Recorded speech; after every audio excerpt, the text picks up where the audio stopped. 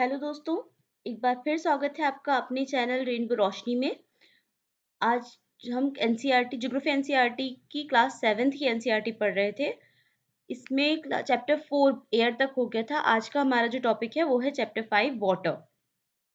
इसमें हम सबसे पहले सोर्सेस ऑफ वाटर के बारे में पढ़ेंगे, फिर वाटर साइकिल क्या होती है, मेजर सी, लेक्स, ओशंस और रिवर्स ऑफ द वर्ल्ड जो आपको पता होनी चाहिए, फिर ओशन सर्कुलेशन क्या होता है, वेव्स, टाइड्स और ओशियानिक करंट्स जो ओशियनिक सर्कुलेशन होता है उसके बारे में पढ़ेंगे।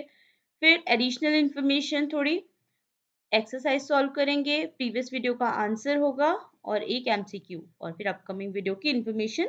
ये हमारा फ्लो होगा इस लेक्चर का। तो आगे बढ़ते हैं। Sources of water. हमारी अर्थ पर, जैसा कि आप सभी जानते हो, कि 70% से ज़्यादा क्या है, वाटर। लेकिन फ्रेश वाटर के जो सोर्सेज हैं, फ्रेश वाटर के सोर्सेज बहुत कम है।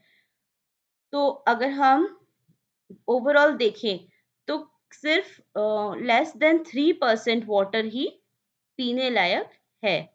ठीक है, ये मैं आपको पहले भी बता चुकी हूँ जब हम चैप्टर 6 पढ़ रहे थे, मतलब क्लास 6 का डोमेन ऑफ अर्थ चैप्टर 5 पढ़ रहे थे, तब मैंने आपको बताया था। क्योंकि मेजॉरिटी ऑफ वाटर ओशन में है जो कि सलाइन है। सलाइन मतलब सॉल्टी है, सॉल्ट है जिसमें बहुत ज्यादा।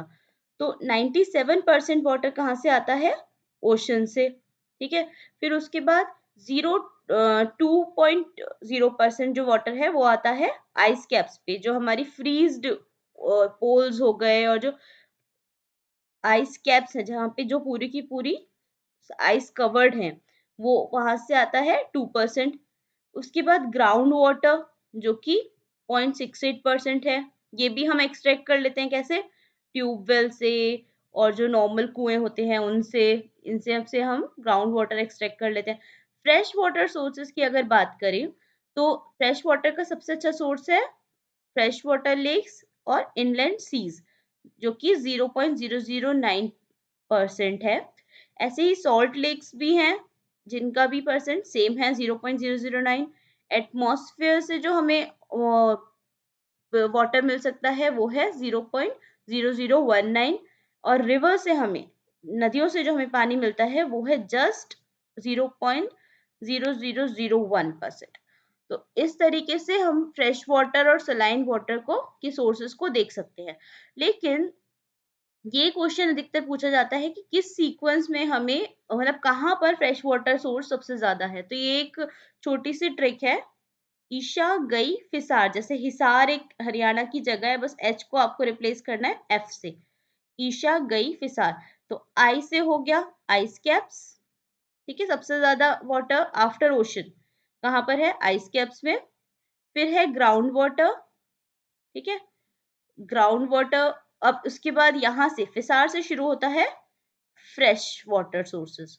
तो फ्रेश वाटर में सबसे पहला क्या है, fresh water lakes, inland seas, salt lakes, atmosphere and river. तो इस तरीके से ये फिसार वर्ड जो है ये आपका पूरा फ्रेश वाटर सोर्सेस के परसेंटेज वाइज क्या सीक्वेंस है वो बता देगा। और आईजी कैप्स, आइस कैप्स और ये ग्राउंड वाटर के बारे में बताता है कि ये यहाँ से भी आपको पानी मिल सकता है। ठीक है, ग्राउंड वाटर से आप इस पूरी सीक्वेंस में आप आराम से बता सकते हो कि कहाँ कहाँ पे आपको पीने लायक पानी मिल सकता है। पर आइस कैप से हमें एक्सट्रैक्ट करना थोड़ा मुश्किल है, लेकिन ग्राउंड वाटर और फिसार, इन सब से हम लोग थोड़ा थोड़ा कर सकते हैं, जबकि एटमॉस्फेयर से भी इतना इजी नहीं है। सॉल्ट लेक से भी हमें प्यूरिफाई करना पड़ेगा, पर फिर भी यहाँ से फ्रेश वाटर हम निकाल सकते हैं। ठीक है, तो ये सोर्सेज ऑफ वाटर हो गए। अब आता है वाटर साइकिल। वाटर साइकिल का मतलब क्या होता है, जो पानी होता है वो कंटिन्यूअसली अपने फॉर्म चेंज करता रहता है। जैसे वो लिक्विड स्टेट से गैसियस स्टेट में चला जाएगा, गैसियस से हो सकता है सॉलिड बन जाए। कैसे, जब नदियों में, तालाबों में या ओशंस में है तब कैसा है, लिक्विड स्टेट में है। इवेपोरेट होके जब आसमान में चला जाता है तब क्या बनता है, ये वेपर। आसमान में जाके जब कंडेंस होके जम जाता है बादल के फॉर्म में तो क्या बन जाता है, बादल। ठीक है, सॉलिड। और फिर उसके बाद प्रेसिपिटेशन के फॉर्म में जब वापस नीचे आता है तो प्रेसिपिटेशन किस फॉर्म में हो सकता है, ये स्लीट के फॉर्म में हो सकता है, हेल के फॉर्म में हो सकता है, या फिर नॉर्मल रेन हो सकती है। तो ये किसी भी फॉर्म में हो सकता है। तो वाटर अपने फॉर्म चेंज करता रहता है। ठीक है? तो इसकी का ये जो सर्कुलेशन होता है, इसको क्या बोलते हैं? इस पूरे सर्कुलेशन को वाटर साइकिल। ओशन से वाटर एटमॉस्फेयर में जाता है और एटमॉस्फेयर से फिर लैंड पर आ जाता है। तो सबसे पहले क्या होगा? इवेपोरेशन, मतलब ओशन से पानी हीट पड़ने पर ऊपर गया। फिर होगा कंडेंसेशन, यहाँ पर आकर कंडेंस होके क्या बन गए? क्लाउड्स। क्लाउड्स के बाद होगा सैचुरेशन। क्लाउड की जो मॉइस्चर होल्डिंग कैपेसिटी है कि वो कितना मॉइस्चर कैरी कर सकता है, वो अगर पूरी हो जाए, 100% हो जाए, तो क्या होगा? सैचुरेशन हो जाएगा। सैचुरेशन के बाद क्या होगा? प्रेसिपिटेशन। ठीक है? यहाँ से आएगा पानी जमीन पे या फिर स्नो जमीन पे। फिर प्रेसिपिटेशन के बाद होगा रन ऑफ, जहां पर भी पानी पहुंचा था वहां से कहा जाएगा? ओशन में, रिवर्स के थ्रू और सरफेस रन ऑफ, इन सब के थ्रू जब पानी रन ऑफ होगा, फिर उसके बाद क्या हो जाएगा? इवेपोरेशन। तो ये इस तरीके से वाटर साइकिल बनती है। फिर आते हैं कि इस अर्थ पर मेजर सी, लेक्स और ओशंस और रिवर कौन से हैं? तो नॉर्थ अमेरिका में हम 3 मेजर कंट्रीज लेते हैं, कनाडा, यूएस और मेक्सिको। तो कनाडा में कुछ लेक्स हैं, जैसे कि Great Slave Lake, Great Bear Lake और लेक विनीपेग। तो ग्रेट स्लेव लेक का क्या खासियत है? ये नॉर्थ अमेरिका का डीपेस्ट लेक है, सबसे गहरा लेक। ग्रेट बियर लेक का क्या है? ये लार्जेस्ट लेक है कनाडा का। और लेक विनीपेग, विनीपेग के आसपास काफी सारी इंडियन पॉपुलेशन रहती है, तो हमें इसलिए ये चीज पता रहती है। फिर आता है यूएस कनाडा बॉर्डर पे कौन से लेक्स आते हैं?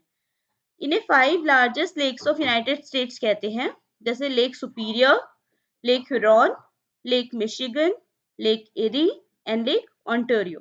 तो लेक मिशिगन जो है वो एंटायरली यूएस में है, बाकी चारों बॉर्डर पे हैं। तो ये इन्हें 5 super lake, 5 largest lakes of यूएसएन on border of US and Canada, ये 5 है। तो लेक सुपीरियर ये देखिए, इधर कनाडा है और इधर की साइड का क्या है? यूएस है। तो लेक सुपीरियर, फिर लेक मिशिगन, फिर लेक ह्यूरॉन, फिर लेक एरी, फिर लेक ओंटारियो। इसका आप वेस्ट टू ईस्ट सीक्वेंस भी ध्यान रखिए, क्योंकि ये क्वेश्चन आ सकता है। फिर आता है यूएसए। यूएसए में क्या है? ग्रेट सॉल्ट लेक, यहाँ पे largest salt water in western hemisphere, water lake in western hemisphere. Earth को अगर वर्टिकली डिवाइड करते हैं तो क्या बनता है? एक साइड ईस्टर्न हेमिस्फीयर और एक साइड वेस्टर्न हेमिस्फीयर। तो ये जो सॉल्ट लेक है, ग्रेट सॉल्ट लेक यूएसए का, ये वेस्टर्न हेमिस्फीयर का सबसे बड़ा सॉल्ट लेक है। ठीक है? फिर आता है साउथ अमेरिका। साउथ अमेरिका में अमेजन रिवर सबसे ज्यादा फेमस है, क्योंकि इसकी बेसिन सबसे ज्यादा बड़ी है। ये लार्जेस्ट रिवर है, बहुत सारी ट्रिब्यूटरीज पूरा की पूरे ब्राजील में फैली हुई है, और उसके अलावा भी 2-3 कंट्रीज में अमेजन रिवर की बेसिन आती है। तो इसलिए अमेजन रिवर साउथ अमेरिका की, और क्या पूरे वर्ल्ड की ही बहुत बड़ी रिवर है। एंजल फॉल्स बहुत ज्यादा इंपॉर्टेंट है। ये कहाँ पे है? वेनेजुएला में। ठीक है? तो इसकी लोकेशन एक बार आप देखिएगा कहाँ पर है मैप में। ये बहुत इंपॉर्टेंट फॉल है, और क्यों है ये आप मुझे बताओगे देख के, एंजल फॉल्स में ऐसा क्या है। ठीक है? फिर आता है यूरोप। यूरोप में, यूरोप की जो सबसे लंबी नदी है वो है वोल्गा। वोल्गा यूरोप की लॉन्गेस्ट रिवर है, और ये कहाँ पे है? मोस्टली रशिया में। ठीक है? रशिया में है। फिर है दानुबे रिवर। दानुबे रिवर 10 कंट्रीज से पास होती है। और दानुबे रिवर की इंपॉर्टेंस ये है कि जब रोमन एम्पायर था, तो रोमन एम्पायर के टाइम पे दानुबे रिवर को उसकी बाउंड्री समझा जाता था। तो इसलिए दानुबे रिवर एंशियंट टाइम से बहुत ज्यादा इंपॉर्टेंट है। जर्मनी, इटली, काफी सारी कंट्रीज से ये होती हुई जाती है।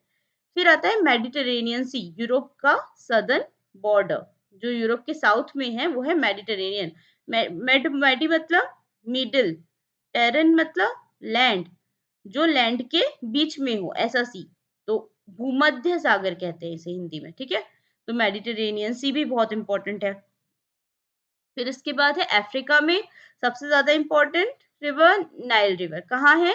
अगर ये अफ्रीका है, तो अफ्रीका के इधर की तरफ, नॉर्थ ईस्ट की तरफ है, या फिर नॉर्दर्न साइड ही समझ लो। क्या है? नील रिवर नदी है, जो कौन सी 2 कंट्री से निकलती है? में जाती है, जिसकी बेसिन 2 कंट्रीज में फैली हुई है, इजिप्ट और सूडान। ठीक है। फिर नाइजर रिवर आती है, ये किन कंट्रीज में फैली हुई है? Niger, Nigeria, Mali, Benin and Guinea. ठीक है। फिर कॉन्गो रिवर है, ये भी बहुत इंपॉर्टेंट है, ये democratic Republic of Congo, Congo मतलब रिपब्लिक ऑफ कॉन्गो और अंगोला, इन 3 कंट्रीज से होके हुई जाती है। ऑरेंज रिवर मतलब ये इधर की साइड की है, कॉन्गो रिवर यहाँ से यहाँ पर है। ठीक है। और नाइजर रिवर यहाँ पर है। फिर इसके बाद ऑरेंज रिवर जो है, ऑरेंज रिवर ये नीचे की तरफ बहती है, टुवर्ड्स वेस्ट।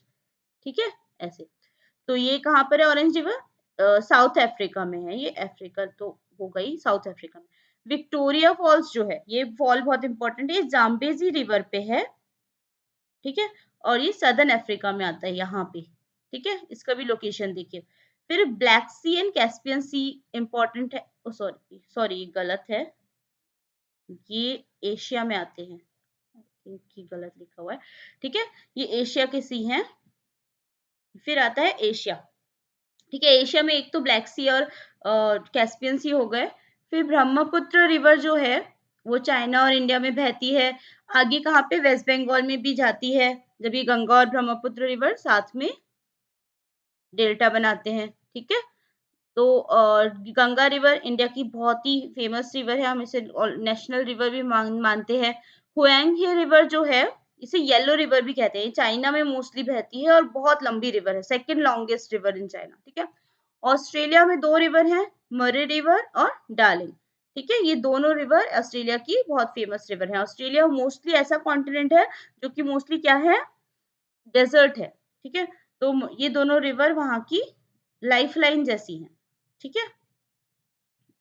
फिर है इन सारी रिवर्स को अब इस मैप पे देख लीजिए, ये देखिए। नॉर्थ अमेरिका में मैंने आपको ग्रेट बियर बताया था, Great Bear Lake, Great Slave Lake, Lake Winnipeg, फिर लेक सुपीरियर, फिर Lake Salt Lake, Lake Huron, और वो जो 5 लेक थी वो यहाँ पे हैं। फिर मिसिसिपी रिवर मैंने आपको नहीं बताई थी, मिसिसिपी एंशिएंट सिविलाइजेशन के टाइम से ये बहुत इंपॉर्टेंट है। तो मिसिसिपी रिवर यहाँ पे साउथ ईस्ट में इधर की तरफ ऐसे बहती है, तो ये बहुत इंपॉर्टेंट है। फिर यहाँ पे आता है गल्फ ऑफ मैक्सिको, मैक्सिको है ना ये यहाँ पे, तो मैक्सिको के पास वाली जो गल्फ है वो gulf of Mexico, and then Caribbean sea. फिर आता है अमेज़न बेसिन, ये साउथ अमेरिका में, ये मैंने आपको बता दिया। फिर इसके बाद अफ्रीका में मैंने आपको नाइजर रिवर बताई थी, कॉन्गो रिवर बताई थी, लेक विक्टोरिया बताया था। फिर ऑरेंज रिवर, आपको देखना है कि लेक विक्टोरिया कौन के आसपास कौन सी कंट्रीज हैं, ये बहुत इंपॉर्टेंट है। फिर ये नाइल रिवर बताई थी, इधर ये मेडिटेरेनियन सी बताया था। फिर दानुबे रिवर, ब्लैक सी, कैस्पियन सी, रेड सी, यहाँ पे आएगा पर्शियन गल्फ, पर्शियन गल्फ के बाद फिर ये Arabian sea, bay of Bengal, Brahmaputra river, Ganga river, Huanghe river मतलब या येलो रिवर, ये दोनों सी भी बहुत इंपॉर्टेंट है। ये है चाइना, ये जो पूरा एरिया ये चाइना है। चाइना के ईस्ट में जो है वो है ईस्ट चाइना सी, और चाइना के साउथ में जो है वो है साउथ चाइना सी। तो इस तरीके से ये, और ऑस्ट्रेलिया में डार्लिंग रिवर मैंने आपको बताई थी।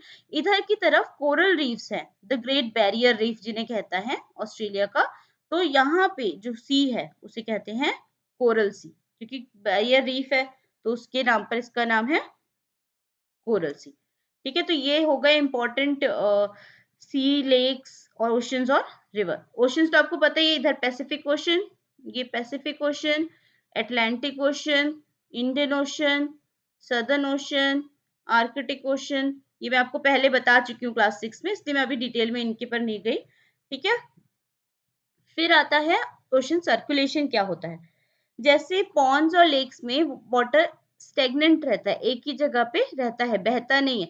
लेकिन ओशन में क्या होता है, पानी कंटिन्यूअसली बहता है। ठीक है, तो ये जो बहता है पानी है, इसे इसको क्या कहते हैं? Ocean circulation. और सर्कुलेट क्या करता है? ये हीट रीडिस्ट्रीब्यूट करने का काम करता है। क्लाइमेट का एक बहुत इंपॉर्टेंट फैक्टर है।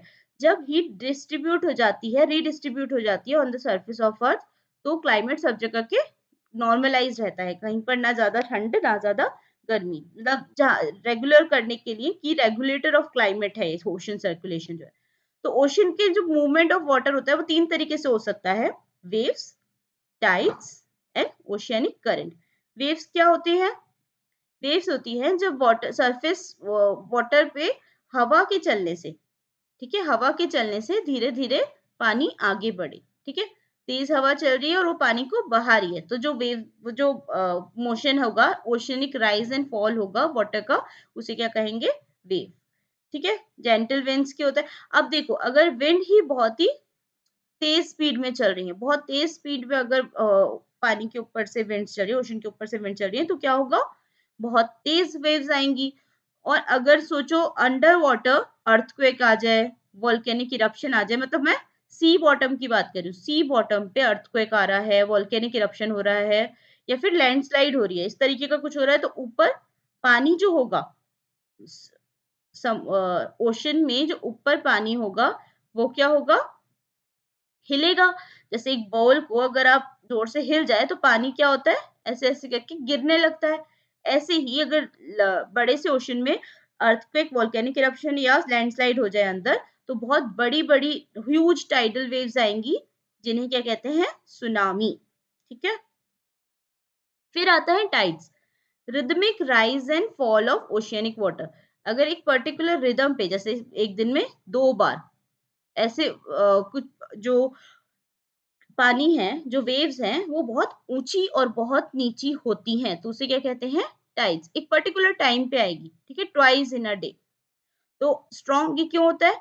Strong gravitational pull exerted by sun and the moon. Sun और मून जो है, इतनी बड़ी जो प्लैनेटरी बॉडीज हैं, ये क्या करती हैं? अर्थ पे फोर्स लगाती हैं। तो इस फोर्स की वजह से क्या होता है? ये जो पानी होता है अर्थ पे, वो ऊपर की तरफ खिंचता है। तो ऐसा 2 बार होता है, क्योंकि अर्थ के घूमने का डायरेक्शन, घूमने की जो स्पीड है वो कांस्टेंट है, तो इसलिए ये रिदमिक होता है, एक रिदम में चलता है। 2 ही बार होगा, ऐसा नहीं होगा कि 4 बार 5 बार हो जाएगा, ठीक है, क्योंकि ये सब की सब जो प्लैनेटरी मोशन है, ये ऑटोमेटिकली रेगुलर मोशन है, ठीक है। फिर आता है हाई टाइड। क्या होते हैं? जब पानी बहुत ऊंचाई पे चली जाए, सबसे ऊंचाई पे, जितना ऊंचा जाएगा उतनी दूर तक ये बीच पे, अगर ये बीच है, बीच का एरिया कवर करेगा और फिर वापस जाएगा, ठीक है। तो इसे क्या कहेंगे? High tide. When water covers much of the shore by rising to its highest. और लो टाइड क्या होगा? जब थोड़ा से ऊपर जाएगा और सीधे से बीच पे जाके वापस आ जाएगा, ठीक है, तो इसे क्या कहेंगे? Low tide. फिर आते हैं कि है ना, टाइड्स कितने टाइप के हो सकते हैं।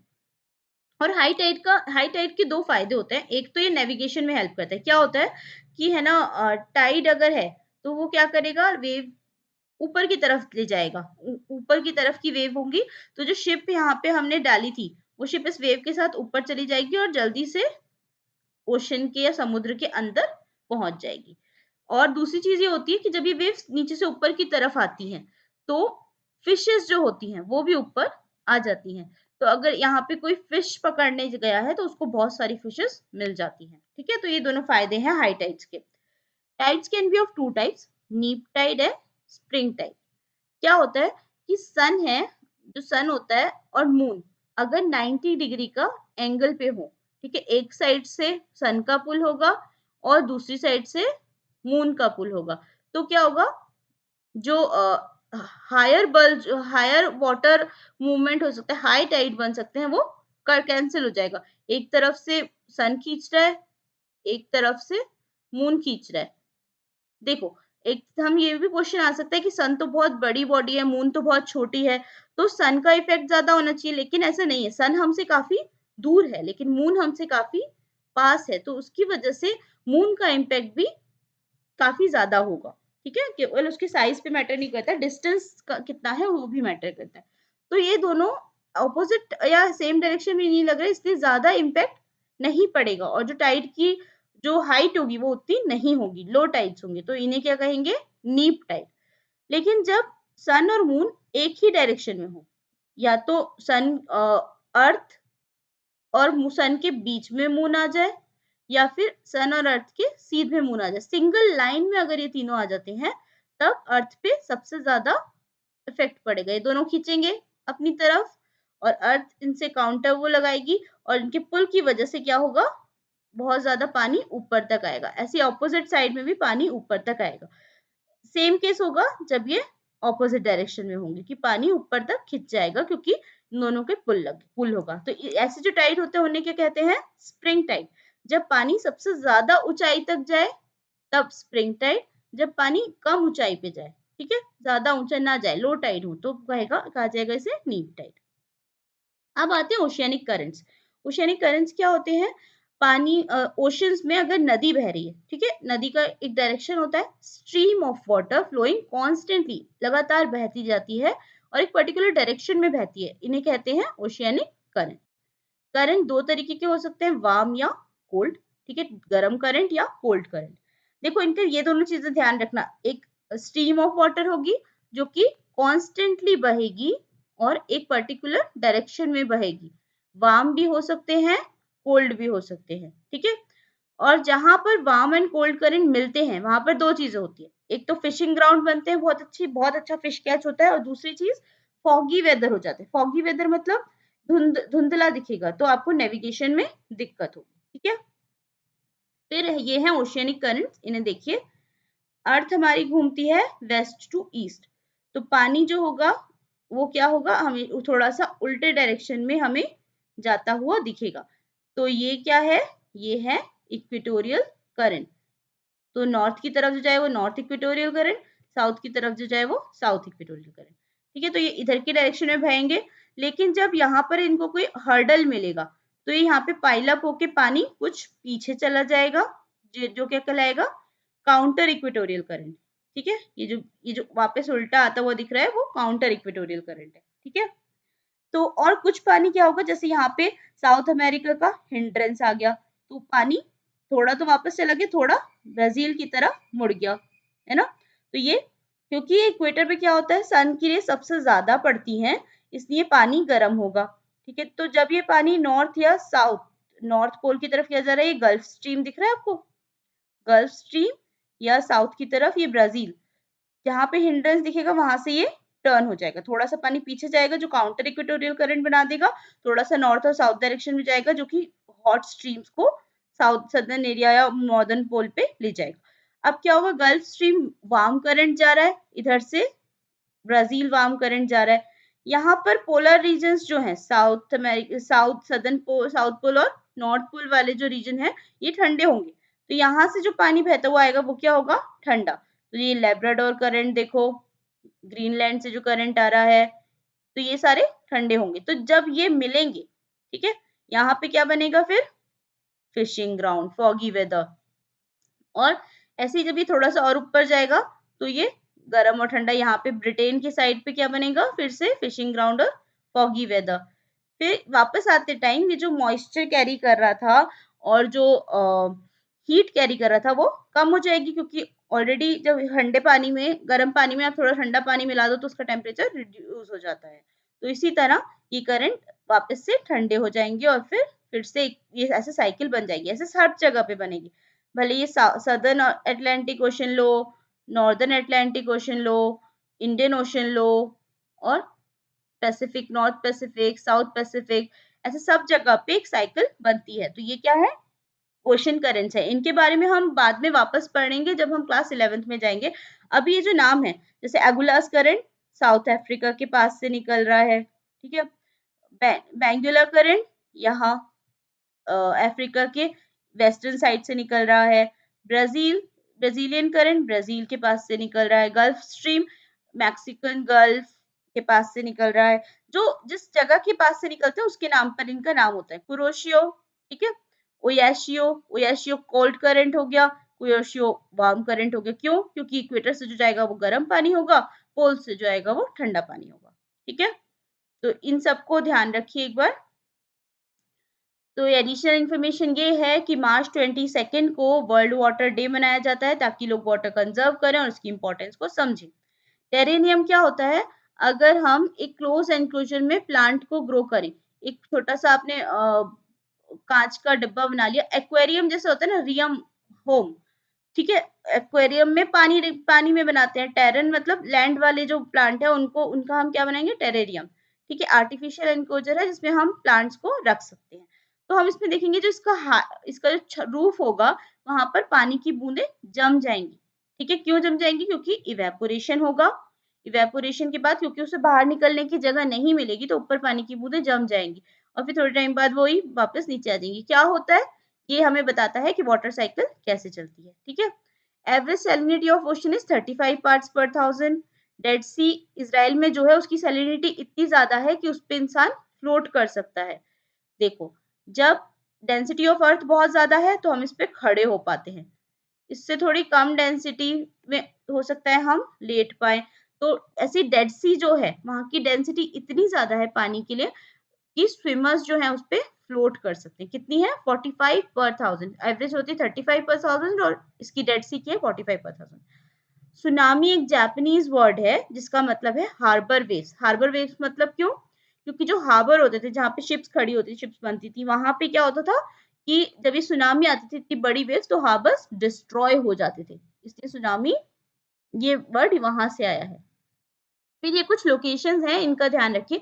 डेड सी कहाँ है, इजराइल और जॉर्डन के बीच में। जॉर्डन ये वाला जो है ये है डेड सी। ठीक है, फिर ब्लैक सी कहाँ है, इसके आसपास की कंट्रीज देखिए, Romania, Ukraine, Russia, Georgia, Turkey, Bulgaria. आपको ये पता होना चाहिए कि कौन कौन सी कंट्रीज के आसपास आ रही है। ठीक है, कौन कौन से सी हैं आसपास। कैस्पियन सी, ब्लैक सी और कैस्पियन सी कहाँ है, एशिया में। ठीक है, फिर कैस्पियन सी के आसपास रशिया, जॉर्जिया, सॉरी जॉर्जिया नहीं आएगा, जॉर्जिया इसके आसपास आता है।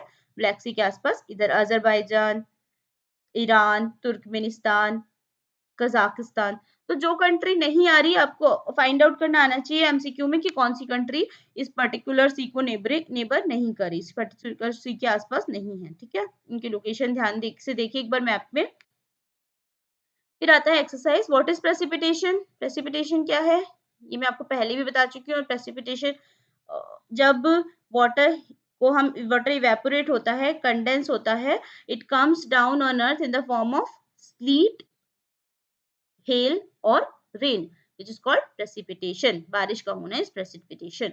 What is water cycle, water जो अपना फॉर्म चेंज कर सकता है लैंड से एयर पे, एयर से प्रेसिपिटेशन वाला फॉर्म, ये सब क्या है, water cycle. What are the factors affecting height of waves. Height of waves किस किस से अफेक्ट करती है, कि उस जगह पे टेम्परेचर कितना है, सी और मतलब मून और सन की पोजीशन क्या है, और इन दोनों चीजों पे इफेक्ट करती है हाइट ऑफ वेव्स।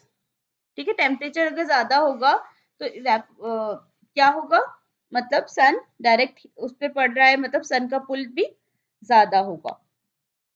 तो मेजरली तो मून की position. What are which factors affect the movement of ocean water. Ocean water का मूवमेंट को कौन अफेक्ट करता है, टेम्परेचर अफेक्ट करेगा, क्योंकि ओशन वाटर का मूवमेंट अगर हम इसकी जब नॉर्मल मूवमेंट की बात करें, मतलब वेव्स वगैरह, तो विंड अफेक्ट कर रही हैं। ठीक है, वेव्स के मूवमेंट के टाइम पे विंड अफेक्ट कर रही हैं। फिर अर्थ का रोटेशन, अर्थ अपनी उस पे जो रोटेट होता है वो अफेक्ट कर रहा है। ठीक है, अर्थ की रोटेशन की वजह से काउंटर इक्वेटोरियल करंट जो बनते हैं वो सब की सब किसकी वजह से बनते हैं, अर्थ के रोटेशन की वजह से। ठीक है, रोटेशन के बाद कौन सा मूवमेंट कौन सी चीज अफेक्ट करेगी, बताओ, जो फिजियोग्राफी है। देखो, जहां पर हर्डल आ रहा है ओशियनिक करंट वहां से टर्न हो जा रहा है ना, तो ज्योग्राफिकल एरिया, ज्योग्राफी भी इफेक्ट कर रही है। ठीक है, विंड, रोटेशन, ज्योग्राफी और मतलब फिजिकल स्ट्रक्चर जो भी बना हुआ है वो, और टेम्परेचर। टेम्परेचर तो कहीं पे भी इफेक्ट करेगा ही। देखो, अगर जो इक्वेटर पे है, इक्वेटर पे वार्म करंट होते हैं और वार्म करंट में फ्लो ज्यादा होगा। पोल पे क्योंकि टेम्परेचर कम है तो यहाँ पे कौन सा करंट होता है, कोल्ड करंट। इस तरीके से इनका मोशन इफेक्ट होता है, मूवमेंट इफेक्ट होता है। तो ये कुछ फैक्टर्स हैं। What are the tides and how they are cause. Tides क्या होता है, rhythmic rise and fall of water. कैसे कॉज होता है, नीप टाइड और स्प्रिंग टाइड मैंने आपको बताया था, सन और मून की पोजिशन की वजह से, ग्रेविटेशनल पुल की वजह से। ठीक है, what are ocean currents, stream of water flowing in a definite direction। ठीक है, ओशन वाटर इज सॉल्टी क्यों है, क्योंकि ओशन में बहुत ज्यादा इवेपोरेशन होता है। मोस्टली ओशन कहाँ पर है, इक्वेटर पे। इक्वेटर पे ज्यादा एरिया आता है। यहाँ पे क्या होता है कि बहुत ज्यादा पानी इवेपोरेट हो जाता है तो जो बचा हुआ पानी होता है उसमें सॉल्ट रह जाता है। तो ये ocean water is mostly salty. The quality of water is deteriorating. पानी की क्वालिटी क्यों खराब हो रही है? 2-3 रीज़न से। एक तो हम उसमें वाटर पॉल्यूशन कर देते हैं, जो फैक्ट्रीज़ वगैरह का जो आउटलेट है वो उसमें खोल दिया जाता है। मतलब हम पानी का सही से यूज़ नहीं कर रहे हैं। और दूसरी चीज़, टेम्परेचर बढ़ रहा है, टेम्परेचर बढ़ेगा तो वही इवेपोरेशन होगा और जो वाटर क्वालिटी होगी वो डिग्रेड होगी। प्लांट्स काट रहे हैं, ट्रीज़ काट रहे हैं, तो उसकी वजह से जो ग्राउंड वाटर जाना चाहिए वो भी कम हो जाता है, क्योंकि ट्री की जो जड़ें होती हैं वो वाटर को होल्ड करती है। लेकिन अगर हम ट्री ही कट कर देंगे तो ग्राउंड वाटर कम हो जाएगा, तो पीने लायक पानी कम मिलेगा हमें। ठीक है? The process by which water continuously changes its form. जब अपना वाटर फॉर्म चेंज करता है, इसे क्या कहते हैं? Water cycle. Generally warm washing current originate near, कहाँ पे होते हैं? इक्वेटर पे, क्योंकि सबसे ज्यादा सन रेज़ कहाँ पे पड़ती है? इक्वेटर पे। Rhythmic rise and fall of water twice in a day, इसे क्या बोलते हैं? टाइड। अब ये सब आप करोगे, मैं बता चुकी हूँ ऑलरेडी आपको। ठीक है? अब 1 मिनट, सॉरी। ओके, ये है answer of previous video question. जो select the correct answer of the option below given below. इसमें सी था, जब लो प्रेशर होता है तो क्या होता है? Cloudy sky. लो प्रेशर मतलब सनरेज ज्यादा पड़ रही हैं, ऊपर पानी गया सी सरफेस से और यहाँ पे जाके क्लाउड बन गए, तो लो प्रेशर होगा तो क्लाउड होगा और वेट वेदर होगा। ये वेट है, ठीक है? वेट वेदर होगा, तो सी करेक्ट है। ये क्वेश्चन आपको अब सॉल्व करना है, मैं अगले वीडियो में इसका आंसर बताऊंगी। नेक्स्ट जो हमारा टॉपिक होगा वो होगा natural vegetation and wild life. बहुत इंटरेस्टिंग चैप्टर है, तो अगर आप इसको थोड़ा सा खुद पढ़ना चाहें तो पढ़ सकते हैं, बाकी मैं एक्सप्लेन करूंगी। Thank you so much, happy learning. और अभी तक आपने अगर ये चैनल सब्सक्राइब नहीं किया तो please like share and subscribe this channel, ताकि नीडी बच्चों तक ये एजुकेशन पहुंच पाए। Thank you so much, take care, bye bye.